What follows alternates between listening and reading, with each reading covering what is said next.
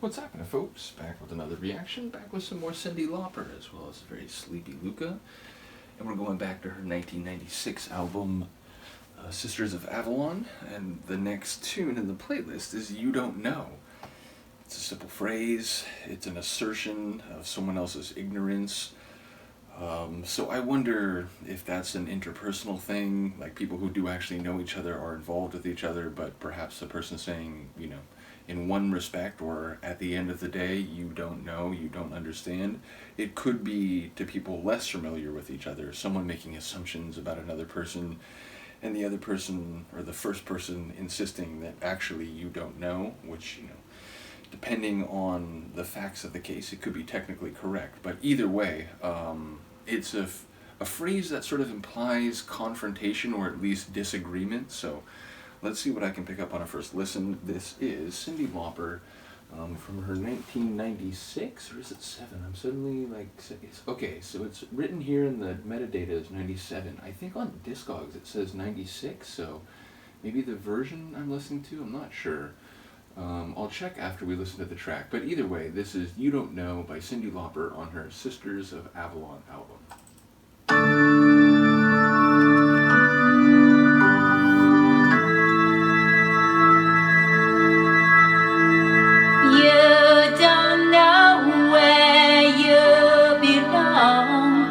You should be more careful as you follow blindly along. You just need to belong somehow.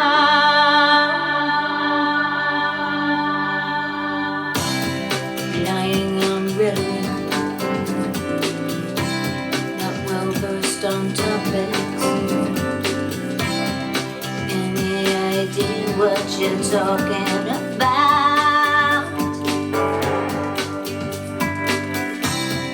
Visions of history,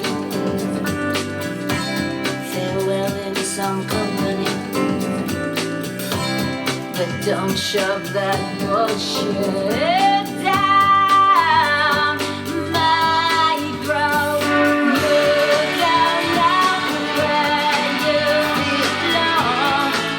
You should be more careful as you follow blindly along.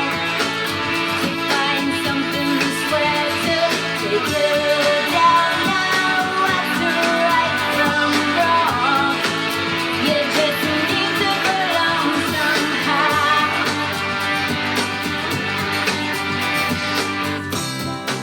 Left suppresses right,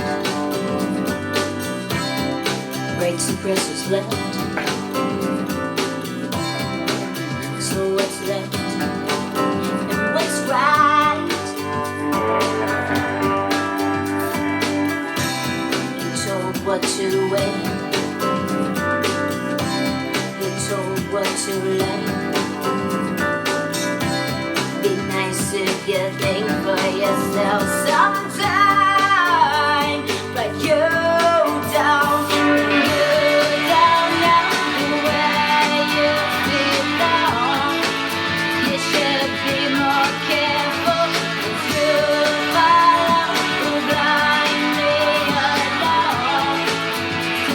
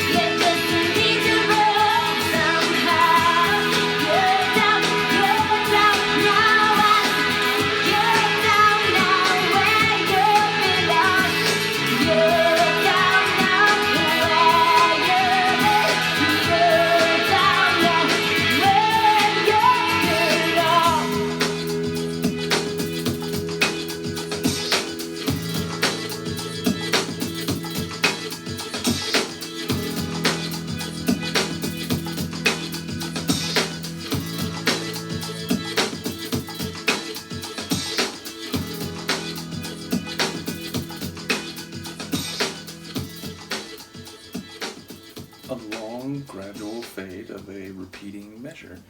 The type of fade up, I don't mind that much. But yeah, a cool tune, and again, more like sort of gospel vibes, at least like that church organ, and also again that 90s R&B sort of flavor, which is interesting. Like, I would have enjoyed it, but I would have been surprised if I had heard this album in the time it came out, which again, I'm going to check on the year. I may have like misremembered what I saw on Discogs. And again, Discogs is a user-based wiki, so you know, it's just people like writing information on there, which tends to get like corrected over time. But in any case, I would have been impressed, but I would have been like, man, like, you know, the Cyndi Lauper I remember is like, you know, the Goonies, you know, are good enough, and you know, some of her really like classic 80s hits. So ultimately, I would have heard this album and been surprised by the stylistic difference. Now, again, understanding even back then that, you know, popular musical forms had evolved over the decade from the 80s to the 90s, so perhaps it would have seemed like, oh, well, it makes sense that, you know, she's not doing exactly what she did a decade ago. But I still think I would have been like, wow, like that's Cyndi Lauper, that's crazy.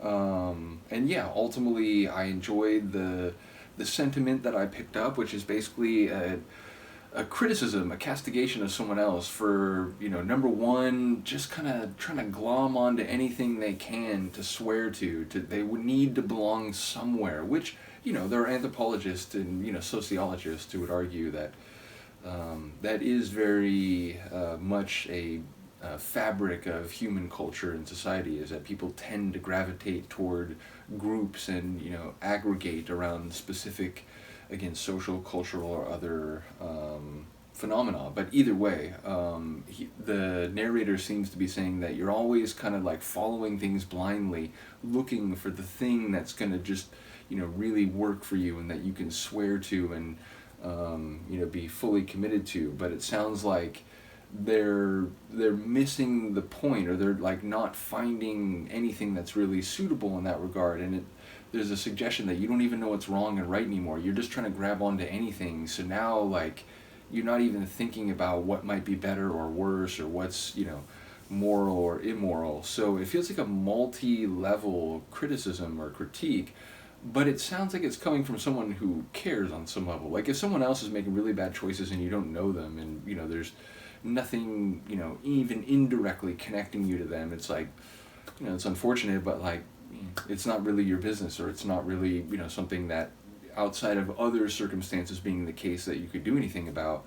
But if it's someone that you know, someone you care about, someone you've been with, it's like, you know, I really hate to see you do this. Like, you know, why do you just go off and follow this and that and this and that, and you never, like, could you just think for yourself just once maybe?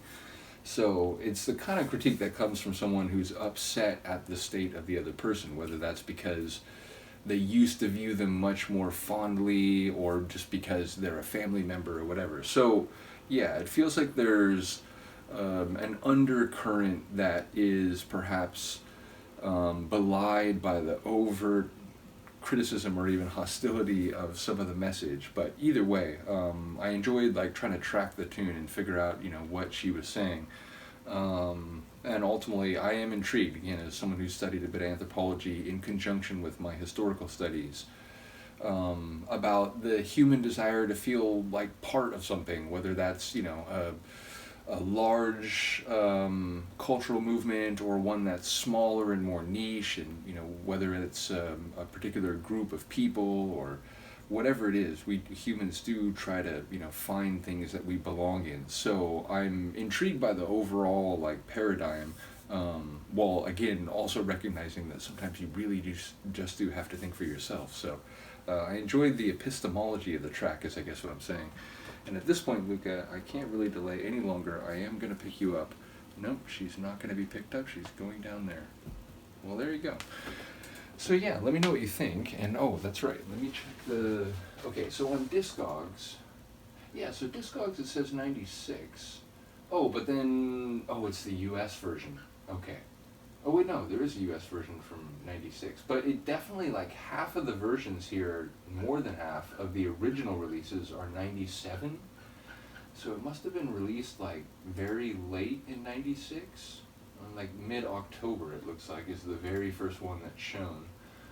Either way, it's a release that I guess seems to straddle 96 and 97, but the metadata that I have here in the folder is for 97, so I'll just continue to say that, despite my confusion via Discogs this time around. When we come back next time, it'll be Love to Hate, which is a very complicated title. We'll talk more about it when we get there, but, you know, many thinkers and cultural commentators have made the point that love and hate can have similar levels of passion and intensity. They're just kind of on the opposite ends of the emotional spectrum. Many people link the two emotions together, that, you know, you don't get one without the other. Yeah, again, we'll talk about it more when we get there, but I'm intrigued by the title and curious to hear what Cyndi has to say about it. So, well, from Luca, the Grooming Cat, and I, do let me know what you think, and I will see you next time. Peace.